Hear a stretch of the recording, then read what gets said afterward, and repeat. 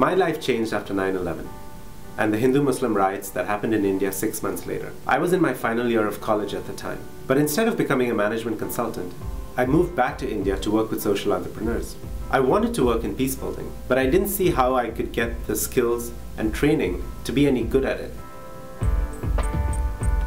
While creating a program to support social entrepreneurs working in conflict zones, I found myself speaking at universities and meeting a lot of students studying peace building. What these students most wanted to talk about was the kind of jobs they'd get upon graduating. But often, they didn't have any experience abroad or any tangible skills. As an employer, I knew I wouldn't hire them. I started to hear other employers in the field, and some leading ones, say things like, I see 1,000 resumes of students of peace building and I never hire any of them. Or, I'm the biggest employer in this field and no university has ever asked me what I'm looking for.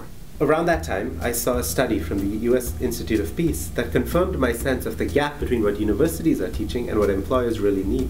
One of the researchers and authors of that study was Dr. Craig Zelizer. This is the second study that I've conducted on careers in international peace and conflict resolution, and the findings are consistent with this study and the first study. The primary finding of the research is that there's a significant gap between what universities are providing their students and what employers seek in the graduates they're hiring. 90% of universities, that's faculty and administrators, believe they're doing a good job preparing their students for careers in international peace and conflict resolution.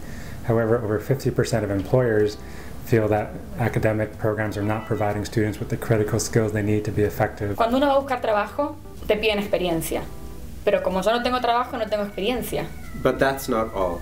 Although my university was relatively inexpensive, without financial assistance from the Rotary Scholarship, I would not have been able to afford it. We're sending students out into the field with so much debt. We're doing them a terrible disservice. El problema es que es muy caro. Por más que yo hice la mitad de mis estudios en Argentina, lo que tuve que pagar para venir a Estados Unidos fue mucho y me costó mucho trabajo conseguir el dinero.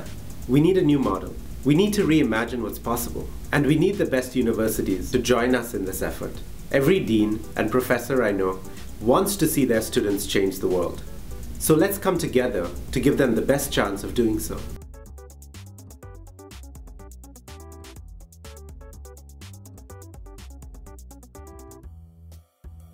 Be where you need to be.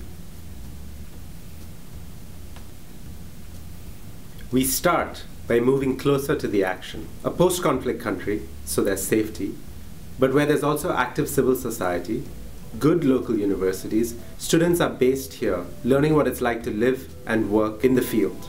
Understand how the world works. I definitely prefer to hire a student who's had some experience in the field, who knows his or her way around some of these critical on-the-ground issues that are facing organizations, and that would definitely make a big difference in my work. In our model, students work almost full-time with an aid agency or a local nonprofit or a government agency or even a company for at least a year. They see a whole project cycle, they understand the constraints and challenges involved in making things happen, they learn how to navigate local culture, learn what you need to learn. While working in the field, students also take classes online together, but with the professor being remote. This allows us to combine the best of the campus model and the online model.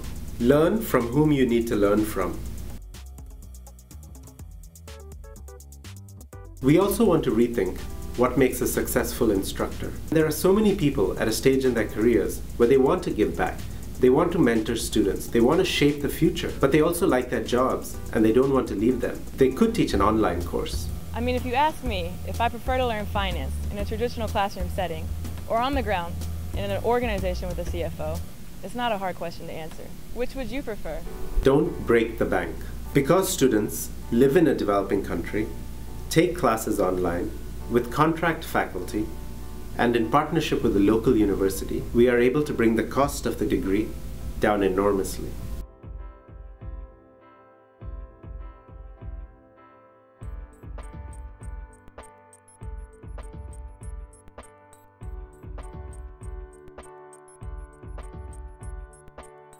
When I heard about this option, I was already doing my master, and I thought, I wish this was an option 2 years ago when I was applying. I think it's a great idea. As an employer, I can definitely see how this could cut down on my training and recruiting costs over the long term. It's graduate education in the field. It's a unique model. It's something that we should support and that the world needs today. When it came time for my master's degree, although I wanted to study peace, I decided to get a professional degree in public policy because I thought that would give me a better set of skills and training. I want to ensure that my generation is the last to have to make that choice.